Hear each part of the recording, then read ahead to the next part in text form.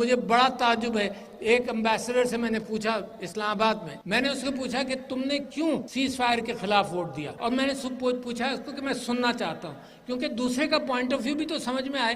جو چیز آپ کو نظر آ رہی ہے، آپ کی آنکھوں میں آنسو موجود ہیں، آپ یہاں بے چین ہیں کہ کچھ کیا جائے، اور دنیا کی آنکھ بند ہے تو کیوں بند ہے؟ کیا نابینا ہو تم؟ تو اس کو میں نے پوچھا کہ کیا تم بتاؤ تو صحیح۔ تو اس نے کہا جی ہم نے اپنے پارلیمنٹ میں دیا اور بڑی بحث کے بعد ہم نے سیز فائر کے خلاف ووٹ دیا۔ تو میں نے اس کو پوچھا، آپ کی امانت ہے میرے پاس، آپ کی طرف سے پوچھ رہا ہوں، میں نے اس کو پوچھا کہ اچھا مگر یہ تو بتاؤ کس بنیاد پر تم نے سیز فائر کے خلاف ووٹ؟ تو اس نے مجھ کو یہ کہا کہ اسرائیل جب سے بنا ہے ہمارا دوست، اس وجہ سے ہم نے اس کو سپورٹ۔ تو میں نے کہا کہ دوستی کا ایک معیار تو تم نے رکھا، مگر یہ بتاؤ، اور میں نے حلفیہ آپ سے کہہ رہا ہوں، میں نے مثال یہ دی کہ میرا بیٹا یہاں سے نکل کر بندوق لے کر راستے میں نیچے کسی کو مار دے تو میرا فرض یہ بنے گا کہ میں اس کو گائیڈ کروں، اس کو نصیحت کروں یا اس کا ساتھ دوں؟ تم اگر دوست ہو تو تمہارا فرض بنتا تھا کہ اتنے ظلم سے اپنے دوست کو روکو۔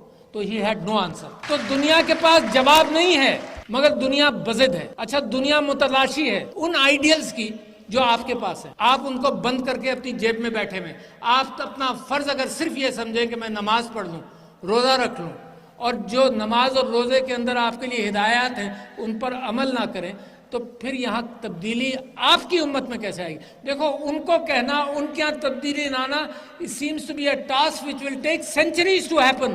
یعنی سلطان صلاح الدین ایوبی کا جو انٹریکشن ہوا کروسیڈز میں، انہوں نے اس کو بہت اپریشیٹ کہ بھائی بڑا اصولی آدمی تھا، بڑا اصولوں کے ساتھ کام کیا، but did it affect them?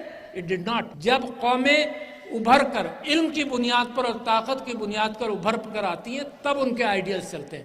اگر دنیا متلاشی ہے آپ کے علم کی اور آپ کی وراثت کی، تو آپ کیا سمجھتے ہیں کہ کہاں سے آئے گا؟ وہ تو آپ سے نکلے گا۔ لہٰذا جب میں آپ سے یہ گزارش کر رہا ہوں کہ اس کا راستہ کیا ہوگا، اس کا راستہ قرآن سنت کے علاوہ کوئی